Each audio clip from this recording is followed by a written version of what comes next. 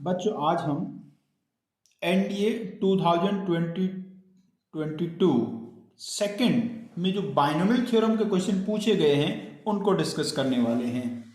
मैंने एक क्वेश्चन पूछा गया था जिसमें मतलब एक कॉमन जो क्वेश्चन आता है 3 क्वेश्चन वाला, वो एक आया था। 3 क्वेश्चन मतलब बेसिकली आए थे, तीनों रिलेटेड ही थे और बहुत ही बेसिक से क्वेश्चन थे। कहा था consider the binomial expansion of p plus q x to the power 9। What is the value of first question? What is the value of q if the coefficient of x square and x की power 6 are equal?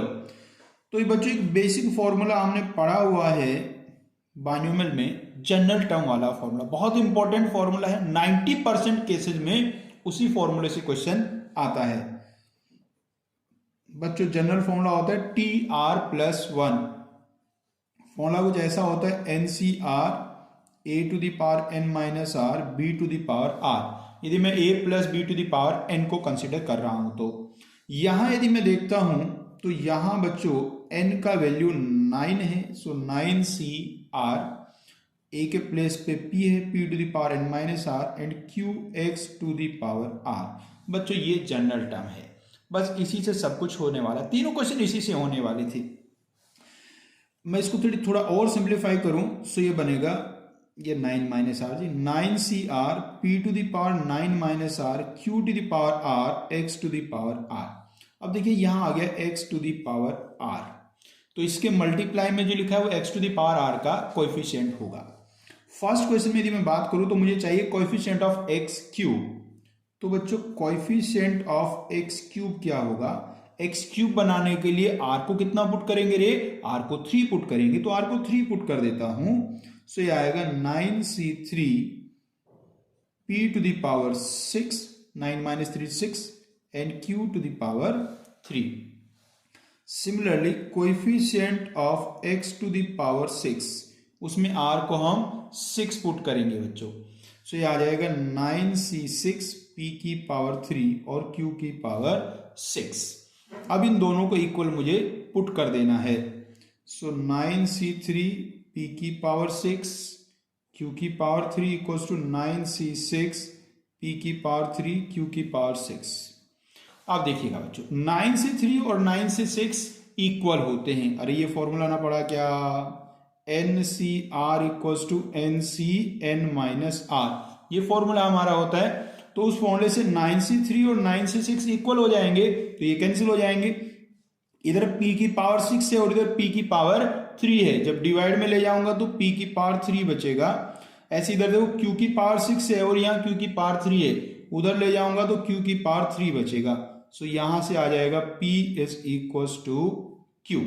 तो p equals to q आ गया है। आपको यहां पूछा गया था q का वैल्यू क्या होगा? सो q का वैल्यू होगा p। तो बहुत ही इजी सा क्वेश्चन है, बड़े आसानी से आप समझ गए होंगे।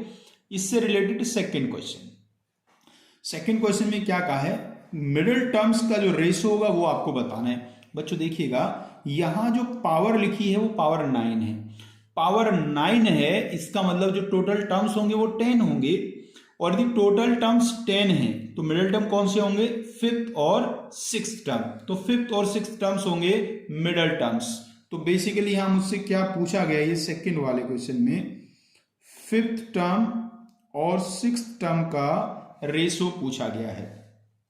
5th टर्म निकालने के लिए मैं यहां r को 4 पुट करूंगा और 6th टर्म निकालने के लिए r को 5 पुट करूंगा। सो 5th टर्म आएगा 9C4 p to the power 9 minus 4 means 5 q to the power 4। And बच्चों 6th टर्म के लिए r को 5 पुट करूंगा। So 9C5 p to the power 4 और q टू द पावर 5।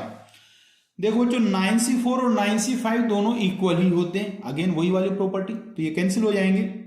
तो ऊपर बचेगा एक p, यहां देखो ना p की पावर 5 है, नीचे p की पावर 4 है। अरे डिवाइड करने से पावर माइनस हो जाती हैं, और ऐसे इसमें पावर माइनस होगी तो अपॉन में q बचेगा। सो वैल्यू आ गया p अपॉन q। तो ये 2 क्वेश्चन भी हमने कर लिए। एक क्वेश्चन और पूछा गया तो वो भी ऐसे बिल्कुल आसान सा है, उसको और देखते हैं। ये क्वेश्चन में ऐसा था कुछ, under what condition the coefficients of x square and x to the power 4 are equal. So इसमें बिल्कुल सेम है जैसे मैंने जनरल टर्म जो लिखा हुआ था जनरल टर्म जो मैंने भाई लिखा हुआ था एक बार और लिख देता हूं, 9CR P to the power 9 minus R Q to the power R X to the power R। अब बच्चों यदि मुझे चाहिए कोएफिशिएंट ऑफ एक्स स्क्वायर, तो R को मैं पुट करूंगा 2, तो ये बन जाएगा कोएफिशिएंट ऑफ एक्स स्क्वायर, और coefficient of x to the power 4 ये बनेगा 9C4 और P टू द पावर 5 और Q टू द पावर 4। और ये कहा है बच्चों ये दोनों इक्वल हैं, तो दोनों को इक्वल पुट कर देता हूं। 9C2 मतलब होता है बच्चों 9 इंटू 8 अपॉन 2।